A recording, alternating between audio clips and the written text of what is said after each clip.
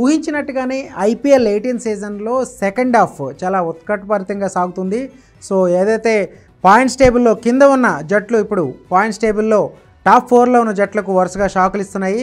So నిన్న Rajasthan Royals Gujarat టైటన్స్కి shock ఇస్తే తాజాగా కోల్కతా నైట్ రైడర్స్ ఢిల్లీ క్యాపిటల్స్కి షాక్ ఇచ్చింది.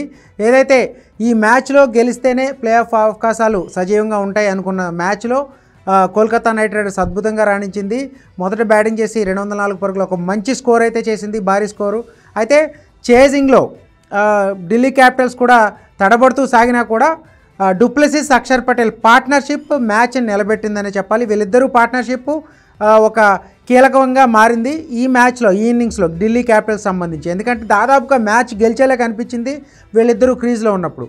కానీ ఒకే ఒక ఓవర్ కంప్లీట్గా మ్యాచ్ని మళ్ళీ కోల్కతా వైపు తిప్పింది. అది సక్సెస్. దీనికి కారణం ప్రధానంగా సునీల్ నారాయణ్ తన స్పిన్ మ్యాజిక్ని చూపించాడు. ఈ సీజన్లో పెద్దగా రాణించలేకపోతున్నాడు అని ఒక విమర్శను మూటగట్టుకున్న సునీల్ నారాయణ్ ఒకే ఒక ఓవర్లో 2 కీలక వికెట్లు తీసి మ్యాచ్ని కంప్లీట్గా కోల్కతా వైపు తిప్పాడు. సో అక్కడి నుంచి మ్యాచ్ మళ్ళీ ఉత్కంఠగా మారింది, మరింత రసవత్తరంగా. దాదాపు ఏదైతే డూప్లెసిస్ కానీ అక్షర్ పటేల్ కానీ మెరిపించినప్పుడు దాదాపు వాళ్ళ విజయం ఖాయమని చాలామంది అనుకున్నారు. కానీ సునీల్ నారాయణ్ చేసిన మ్యాజిక్తో ఒకే ఓవర్లో 2 వికెట్లు కోల్పోవడం ఢిల్లీకి ఒక పెద్ద షాకింగ్గానే మిగిలింది.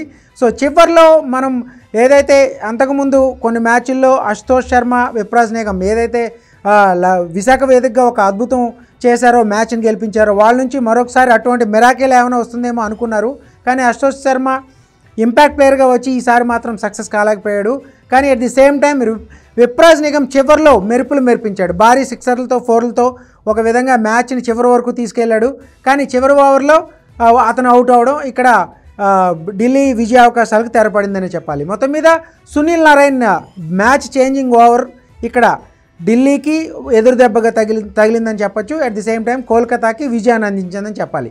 ఎందుకంటే ఈ మ్యాచ్లో గెలిస్తేనే ప్లే ఆఫ్ రేస్లో ఉంటామని చెప్పేసి ఆల్రెడీ కోల్కతాకు తెలుసు కాబట్టి విజయం కోసం చివరి వరకు పోరాడారు. దాదాపు బ్యాటింగ్లో టాప్ ఆర్డర్ రాణించడం ఇక్కడ వాళ్ళ భారీ స్కోర్కి కారణమైంది.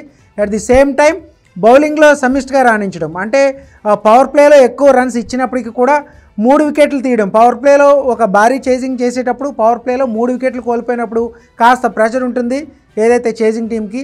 కానీ డూప్లెసిస్ అక్షర్ పటేల్ ఒక మెరుపు ఇన్నింగ్స్ నిలబెట్టారు. వాళ్ళిద్దరూ దాదాపుగా విజయాన్ని ఖాయం చేశారు అనుకుంటున్న దశలో కోల్కతా బౌలర్లు ఎక్కడా కూడా ఒత్తిడికి లోను కాకుండా, అంటే ఆల్రెడీ పరుగులు చేసేస్తున్న రిక్వైర్డ్ రన్ రేటు 10 లోపే ఉంది. కానీ చేసే సమయం కూడా ఉంది, వాళ్ళకి ఒక మంచి రిథంలో ఉన్నారు. అటువంటి టైంలో సునీల్ నారాయణ్ అలాగే మిగిలిన వరుణ్ చక్రవర్తి కూడా కంప్లీట్గా మ్యాచ్ని టర్న్ చేశారు. సో ఢిల్లీలో ఎప్పుడూ కూడా చేజింగ్ టీంకి ఎక్కువ అవకాశాలు ఉంటాయి. కానీ ఇక్కడ ఢిల్లీ క్యాపిటల్స్ టీంలో ఏదైతే లోయర్ మిడిల్ ఆర్డర్లో కూడా కీలకమైన బ్యాటర్లు త్వరగా అవుట్ అవ్వడం, స్టబ్స్ కానీ మిగిలిన బ్యాటర్లు అవుట్ అవ్వడం ఇక్కడ ఢిల్లీ క్యాపిటల్స్ ఓటమికి కారణమైంది. ఈ మ్యాచ్లో కోల్కతాకి విజయాన్ని అందించిందంటే ఖచ్చితంగా మనం సునీల్ నారాయణ్ అండ్ వరుణ్ చక్రవర్తి మిగిలిన బౌలర్ల ప్రతిభ కారణంగానే ఈ మ్యాచ్లో ఆ జట్టు గెలిచింది. మొత్తం మీద ప్లే ఆఫ్ రేస్లో చాలా రసవత్తరంగా మారుతున్నాయి సమీకరణాలు.